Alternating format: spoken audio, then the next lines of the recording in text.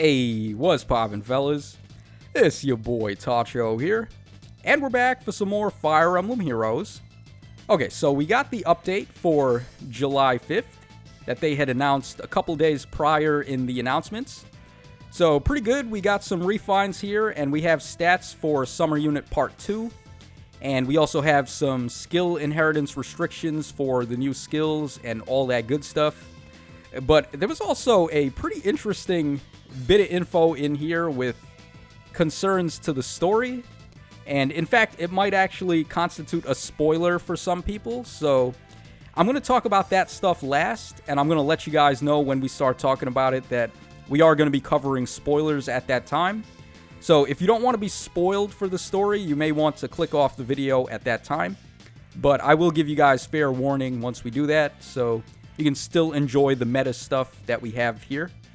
And of course, we are going to start with the refines, courtesy of the homie Phoenix Master 1, of course. Shoutouts to the YouTube free-to-play god. Okay, we're going to start over here with the Grima refines. So we got Expiration. It's going to grant HP up 3. Unit can counterattack regardless of foe's range. And if foe's range is equal to 2, calculates damage using the lower of foe's defense or res. Alright, nothing here has changed first. For the first part, we have distant counter and adaptive damage. At the start of combat, if unit's HP is above or equal to 25%, grants all stats up 4 to unit during combat, and inflicts special cooldown charge -1 on foe per attack during combat. Okay, so it seems like they're keeping up the trend here of not going too out of control with the distant counter refines. We saw on Ike and the Black Knight that they pretty much just got all stats up 4 and -1 special trigger. And over here on the Grimas, they're getting guard and all stats up 4. So it's a solid refine for sure. The stats are definitely going to help them out. And inflicting guard is very good when you have a bait weapon like this. Except for the female Grima, I wish she would have gotten something a little bit more offensive though, because you can actually play her phase pretty decently with her. She is a flying type unit, and then also her speed is okay. So something other than guard would have been a little better for her. But for the male Grima, this is definitely going to work out just fine. So not too shabby there. Alright, next up we have Lapter Woman, Theorm over here. So HP up 3 and distant counter. So far, pretty much the same. At the start of combat, if unit's HP is above or equal to 25%, grants all stats up 4 to unit during combat, and neutralizes unit's penalties during combat, and also, if foe initiates combat, grants an additional defense and res up 4 to unit. Ooh, okay. Alright, so she's getting all stats up 4, and then a bonus defense and res up 4 if the foe is initiating. Which, of course, they're going to if you're running this Theorm at all, because you want to take advantage of Ice Mirror. So she's just pretty much going to be an enemy phaser, and a bonus defense and res up 4 is going to be nice. And she also nullifies her own penalties, which is pretty good. I really like this effect, especially in Aether raids where penalties are so common. You have the infantry school to worry about, and the panic manner, and possible enemy skills that may inflict debuffs. So this is one of the stronger effects you can have for a distant counter weapon. And this is one of the reasons why I went really crazy building my Naui. But see, it's not really going to work hand in hand with the skill they gave her for the remix. I believe they gave her attack and defense unity, and nullifying penalties is not really going to play nice with the unity skills, because those actually want you to have penalties on yourself, so you can just flip them around and turn them into bonuses. So, I don't know, maybe they dropped the ball on that a little bit, but I would still much prefer her being able to nullify penalties on the weapon, so you can give her whatever A-slot passive you may want. So, not too shabby there. Alright, next up, we got the Thick Ice Mama. We got Goonthra over here. So her remix was pretty good. Blizzard 2 was one of the best debuff skills in the entire game after the refine. So let's see what Blizzard got. Alright, we got Res up 3. Grants bonus to unit's attack equal to total penalty on foe during combat. Okay. At the start of combat, if foe's HP is above or equal to 75%, inflicts speed and res -4 on the foe during combat. Okay, so this second part here is definitely new. She didn't do that. All she had was the Broadleaf fan effect. But that's already such a strong effect anyway. It's like, do you really want to give her more than just that? And also, at the start of combat, if unit's HP is above or equal to 25%, inflicts penalty on foes' attack speed, defense, and res during combat, equal to 4 plus any current penalty on each of those stats. Wow. That's really good. And the example says, if foe has a -7 penalty to attack, inflicts attack -11 for a net penalty of attack -18? What? Calculates each stat penalty independently? Dude. They legit just gave her a Plegian refine here. Dude, this is so powerful. Now, I wonder if these additional penalties are going to calculate in with her Broadleaf fan effect, because that would just be over-the-top ridiculous if it does. But I don't think it does. Since it's going to be a Plegian-style debuff, they're not going to be counted as in-combat debuffs. They're going to be like drive debuffs, so you're probably not going to be able to combine them with the first part of her weapon effect, unfortunately. But still, if she's fighting any enemies that have debuffs whatsoever, she is going to kick their ass pretty much. So definitely the best refine we've seen so far. Okay, let's see if anyone can top that. Alright, so we got the man Dorcas over here. HP up 3 and distant counter. Basically the same thing so far. If unit initiates combat or is within 2 spaces of an ally, inflicts attack and defense -5 on the foe, and nullifies foes' bonuses during combat. Okay. Yeah, this is pretty solid. It's like having Dex Swabber, but it's a little bit better. Because you're not just nullifying, you're not just nullifying bonuses to attack and defense, but also speed and res as well. Not like res is going to matter to Dorcas, but I guess it's an added bonus there. And unit can counterattack regardless of foe's range. So, yeah, pretty much distant counter plus Dex Swabber. Pretty solid weapon there. A little bit boring, though, in terms of description. Especially when we just came off of Gunthra's refine over there. But, yeah, this is definitely going to work out well for Dorcas. Adding his damage and adding to his bulk. Okay. Alright, now we have the random unit refine that they seem to be doing now. Likewise with Bunny Sharena, they just dropped this Bunny Catria refine out of nowhere. So, Huggins Egg grants res up 3. At the start of the turn, if any foes have the highest attack or speed on the enemy team, inflicts -7 on those foes' corresponding stat through their next actions. Okay, that part is definitely different. And at the start of combat, if foe's HP is above or equal to 75%, grants attack and speed up 5 to unit during combat. Alright, she's gaining a completely new effect with attack and speed up 5, and she's getting a double chill for attack and speed. They pretty much reworked her weapon entirely. I have this Bunny Catria, but I just never use her. She's collecting dust in my barracks, so I don't remember necessarily exactly what her weapon effect did. But I can tell you right now, it wasn't this. So they did upgrade her a little bit. And also, if unit initiates combat, or if unit is within 2 spaces of an ally, grants attack and speed up 5 to unit during combat, and reduces damage from foes' first attacks by 30%. Okay. So what is she getting? In total, she's getting like attack and speed up 10. She's getting chill attack and speed, and then she's also getting 30% DR. Yeah, that's not too shabby. Actually, that kind of reminds me of the Winter Bernadetta. Well, obviously without the one ship damage that the whole team ends up taking, which is the reason why that Bernadetta is so cool. But the 30% DR is going to make it more likely that she can hit the foes twice. Because this Catria is really not winning any awards when it comes to bulk. So you're going to be able to make better use of the attack and speed bonuses she's getting there. It's not the craziest refine, but it's definitely a much needed upgrade for her. Okay, and last but not least, we have the Dark Knight himself.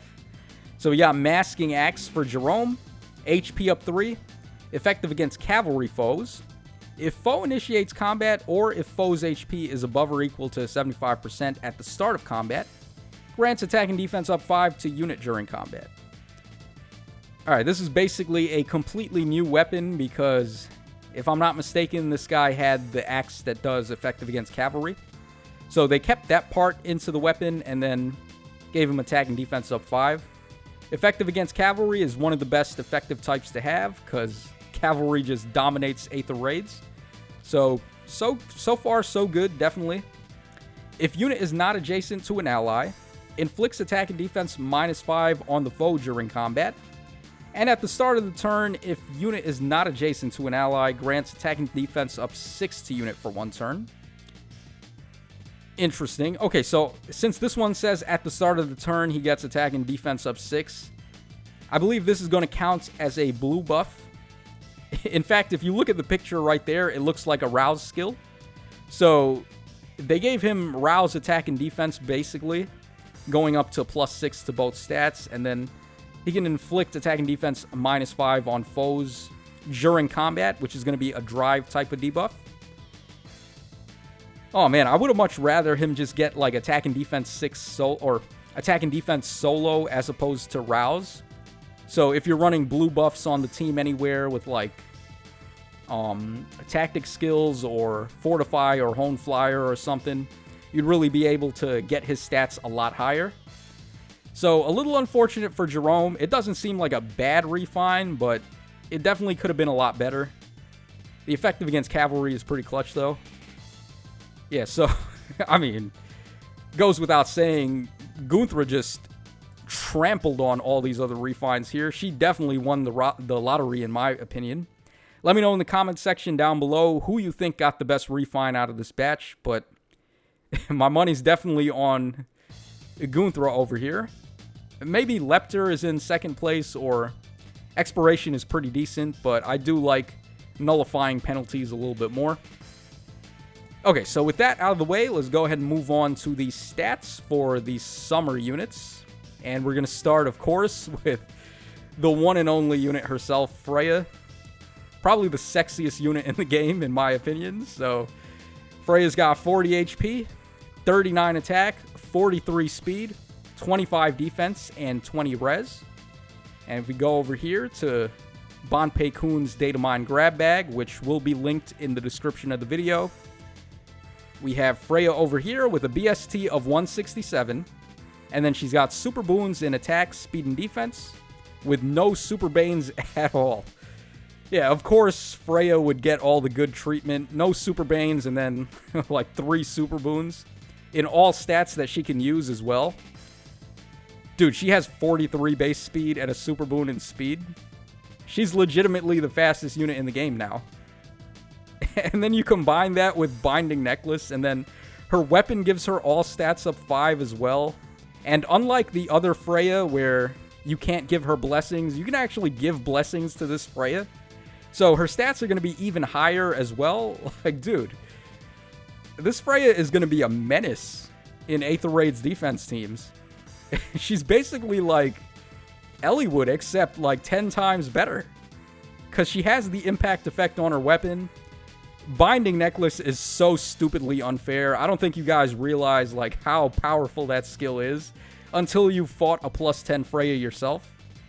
And see, the thing is, I don't really fight +10 Freyas anymore after she stopped being a bonus unit, because she's not really ideal to have for arena mode. She doesn't score that high in arena, and she's not really ideal for Aether Raids either on offense, because they made her a light mythic. But dude, if you take Freya and turn her into a blessable unit, she's like legitimately the best unit on this banner. I don't even think it's close. Like, she's probably even better than the duo, who we'll look at in just a second. But bruh, Freya is going to be a nightmare. But I mean, with this artwork, I don't mind that whatsoever. Alright, let's move on to Brother Man himself, Freyr. Okay, so Freyr's got 41 HP, 38 attack, 16 defense, 38 defense, and then 35 res. Holy bulky Batman. This guy is a tank. Well, I guess that makes sense based on how his goat form looked. All right, and Freyer's got 168 for the BST. He's got a Super Boon in defense and a Super Bane in speed. All right, not that speed means anything to this guy, but that Super Boon in defense is going to make him bulky as all hell.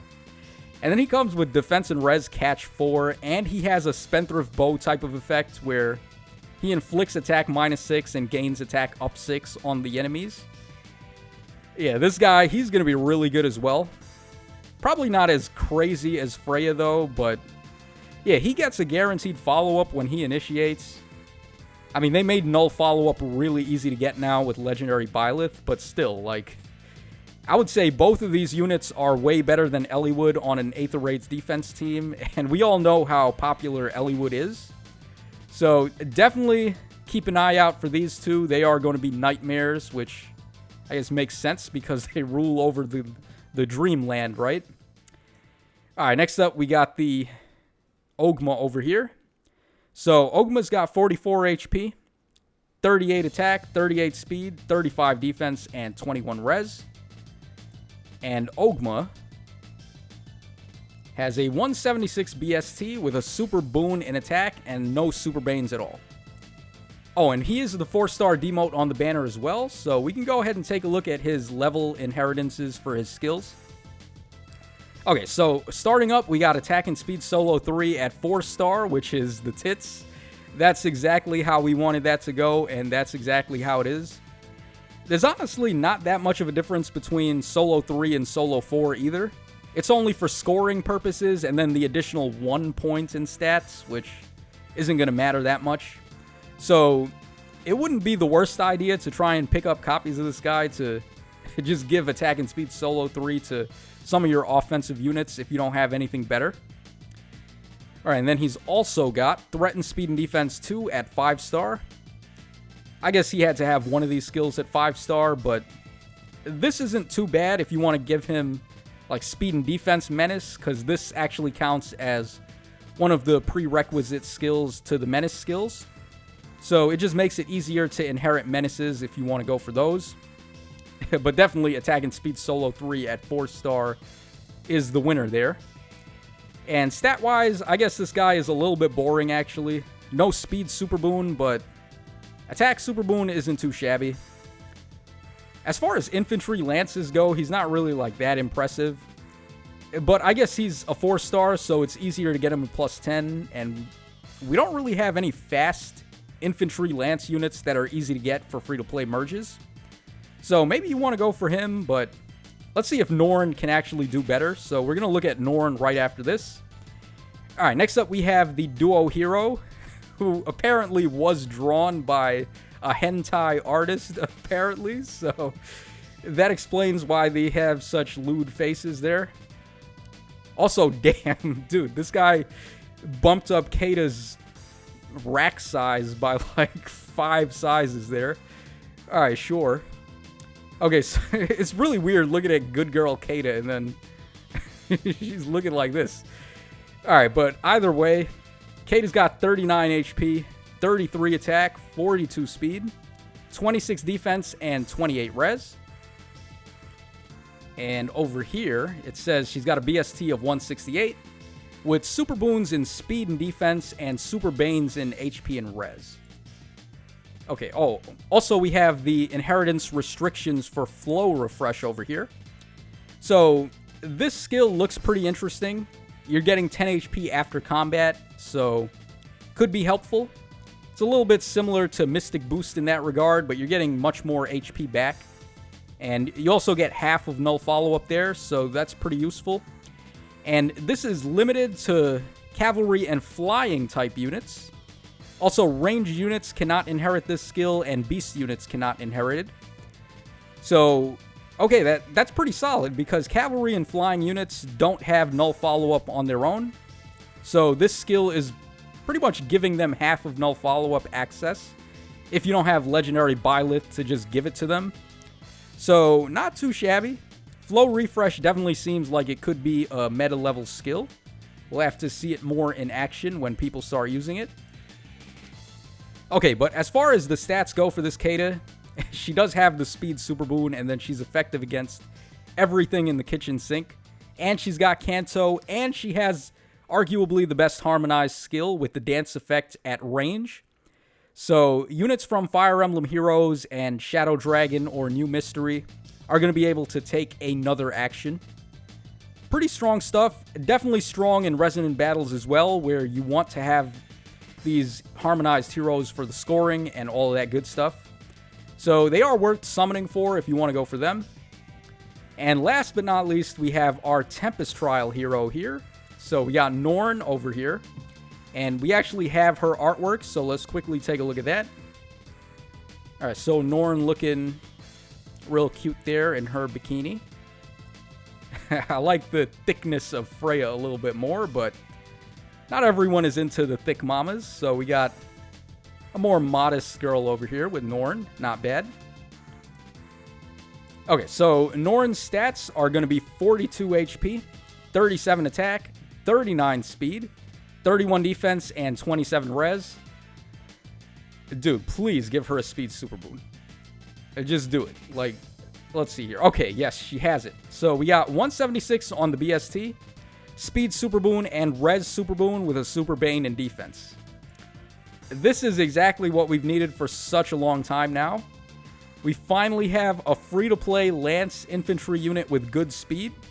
So you don't have to worry about having, like, Legendary Dimitri or Female Chris or Not or any of these crazy infantry Lance units that have been locked to 5-star exclusive status. Now you too can build your own fast Lance unit if you want. So Norne is definitely going to be a solid option to go for if you want it. She's going to be good with the classic builds you would see on units like Ninja Hana and all of that. So definitely not bad. I would say she's definitely better than Ogma as well if you want to go for her instead. She's only 1 point weaker in terms of attack, but then she beats him in speed with the super boon. He's a little bulkier on defense, but then she kills him on res. So yeah, I would say overall Norne is definitely better, which is nice for us because we don't have to spend orbs to get her to plus 10. Alright, that's definitely good stuff. And then we also have her skill level inheritances. So speed and defense bond at 4-star, it looks like. And then drive speed at 5-star, which is pretty dumb because that's already a 4-star skill anyway on Tail to You, I believe. Ah, come on. They couldn't give her something better. Like, even speed and defense solo would have been nice, but whatever. I guess the free-to-play units just never get good stuff. Okay, and we take a look at Norne's weapon here, Shell Point Lance Plus. And for the most part, it is the exact same as Ogma's weapon, except instead of doing the defense, or instead of doing the attack up 6 at the start of the turn, you're getting defense up 6 instead. So this one's a little bit more defensive-oriented than power-oriented, but I think you probably want to change this skill anyway. Go for, like, Flowing Lance or one of the other good lances. There's so many of them. Spirited Spear is not bad either. So really just pick your favorite lance. Maybe even the Ninja Yari would be good if you have a copy of that Navarre to spare. So yeah, her weapon, not really that interesting. Especially not, I think Ogma had the better one with the attack up 6, but it is what it is. So that's going to cover us for the stats of the new units. And we are about to enter spoiler territory here. So if you guys don't want to be spoiled for the main story, then click off the video right now. But here we go. So we have this character right here. And we have their artwork. So who in the world is this, you may be wondering. We are about to talk about that. Alright, so we have a brand new enemy. Niffle, the God of Ice. The God of Niffle, the Kingdom of Ice. Her frozen personality is as cold and distant as her realm. So, this unit here is actually the ice dragon that rules over Niffle, which they talked about in the story. I believe there's a dragon that rules over all of the realms in Fire Emblem Heroes. I know for sure Asker has a dragon, and then Emblem does as well. I don't know if they said anything about the other realms, but for sure there are dragons that rule them over, and it looks like this is going to be the very first cavalry dragon ever added to the game. So she has a BST of 176, and her stats are going to be 39 HP, 38 attack, 40 speed, 27 defense, and 23 res. And she's got super boons in attack, speed, and defense with super banes in HP. So obviously attack, speed, and defense, all pretty good. Her being a cavalry dragon is actually beneficial for Pawns of Loki if you care about that mode, because up until now, it's really hard to get the movement bonuses with dragons because you can't have any cavalry types. But this is definitely going to change that.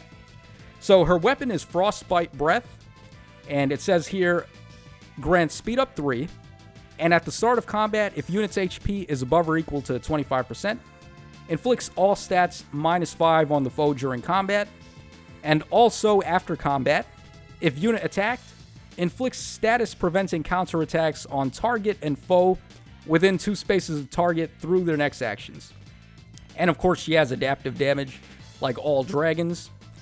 So, dude, she inflicts the flash effect with combat. So this is like a blue dragon version of Kempf almost.